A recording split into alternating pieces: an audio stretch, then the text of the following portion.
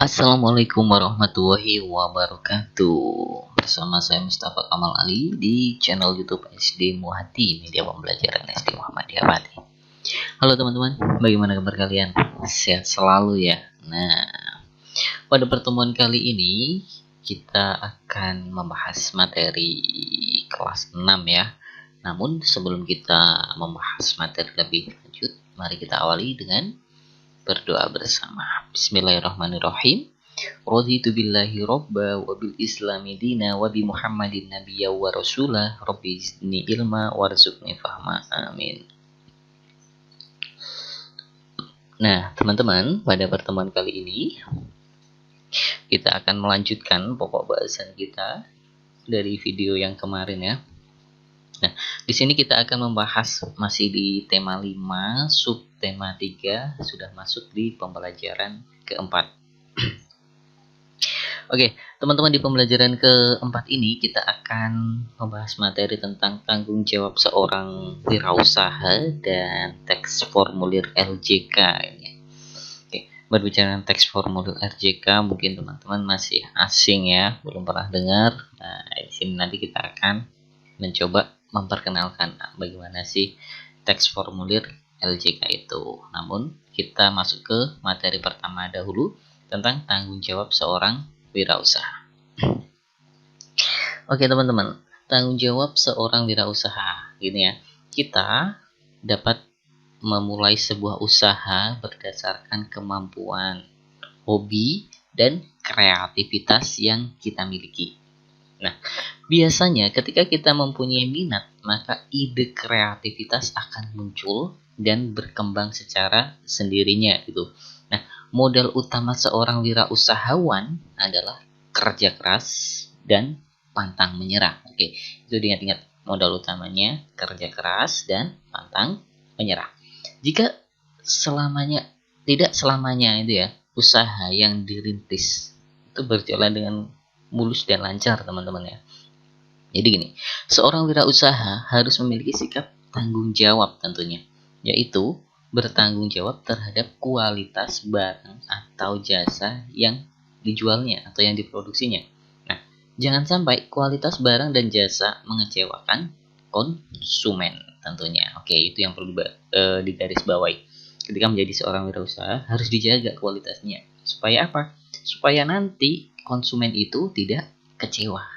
Nah, oke teman-teman, di sini bisa dilihat ya. Nah, kita setelah belajar hal tentang wirausaha, sekarang kita belajar menjadi pelaku wirausaha cilik. Nah, ini ya. Apa saja yang harus diperhatikan saat akan memulai suatu wirausaha? Nah, ini ada sebuah teks teman-teman ya. Ada sebuah teks, mari kita baca bersama. Disimak dan dibaca, juga didengarkan. Dan nanti setelah ini ada beberapa pertanyaan yang harus teman-teman jawab tentunya. Oke. Suatu sore, Udin dan teman-teman berkesempatan bertemu dengan Pak Gino. Beliau adalah seorang tokoh wirausahawan sukses yang sederhana dan suka berbagi ilmu. Beliau memulai usaha mainan kayu edukatif beberapa tahun yang lalu. Sekarang produknya sudah dikenal dan digunakan oleh berbagai TK dan taman bermain. Nah, ini sebuah percakapan ya teman-teman ya. Coba. Udin, Pak Gino, aku sangat kagum dengan produk buatan Pak Gino. Suatu saat nanti aku ingin bisa menjadi wirausahawan sukses seperti Bapak.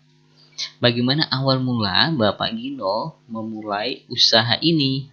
Pak Gino, bapak saya seorang perajin kayu. Sejak kecil saya sering membantu Bapak. Bapak sering membuatkan saya mainan dari sisa-sisa kayu. Mainan-mainan itu membantu saya untuk lebih mudah memahami pelajaran matematika. Nah, kemudian saya memiliki keinginan untuk membuat berbagai mainan kayu. Saya ingin mainan itu juga membantu anak-anak memahami pelajarannya. Siti, Oh, jadi kita bisa memulai suatu usaha dengan bekal keterampilan, hobi, dan kreativitas yang kita miliki ya Pak. Aku gemar mencoba berbagai resep masakan. Wah, mungkin suatu saat nanti aku bisa membuka usaha toko kue ya, Udin. Kalau aku suka bermain bola, usaha apa ya yang bisa aku jalani di masa depan? Apakah membuat bola? Pak Gino. Mungkin saja. Biasanya, kalau kita memiliki minat terhadap suatu hal, ide dan kreativitas akan berkembang dengan sendirinya. Aduh, apakah ketika Bapak bermimpi membuat usaha mainan kayu, Bapak yakin akan laku di pasaran? Pak Gino. Oh, saya tidak sekedar bermimpi. Saya juga melakukan survei sebelum memulai usaha. Dari sana, saya temukan bahwa banyak anak yang membutuhkan mainan yang mendidik. Ketika saya akan memulai usaha, produk sejenis belum ada di pasaran. Oleh karena itu, saya memberanikan diri memulainya. Loh, kalau hobiku membaca, usaha apa yang bisa aku lakukan nanti ya? Belum tentu aku bisa menulis buku. Tentu tidak mudah juga bersaing dengan buku-buku bagus yang ada di toko buku ya. Pak Gino, usaha yang kamu lakukan nanti bisa selalu berbentuk barang atau dijual. Ada berbagai jasa yang dapat menjadi bidang usaha. Bisa jadi kamu membuka perpustakaan kecil dan menyewakan buku-buku koleksimu untuk dibaca oleh anak-anak di sekitar permukimanmu. Aduh, betul juga ya, Pak. Tidak terpikir olehku sebelumnya. Perpustakaan kecil pasti menarik untuk anak-anak di sekitar rumahku. Jadi, berdasarkan pengalaman Pak Gino, apa saja kiat-kiat dalam menjalankan usaha? Pak Gino, modal utama adalah kerja keras dan pantang menyerah. Usaha yang dirintis tidak selalu mulus dan berjalannya tentu tekun, kreatif, serta jujur juga tidak boleh ditinggalkan. Usaha yang dimulai dengan niat dan sikap yang baik akan berbuah hasil yang baik pula.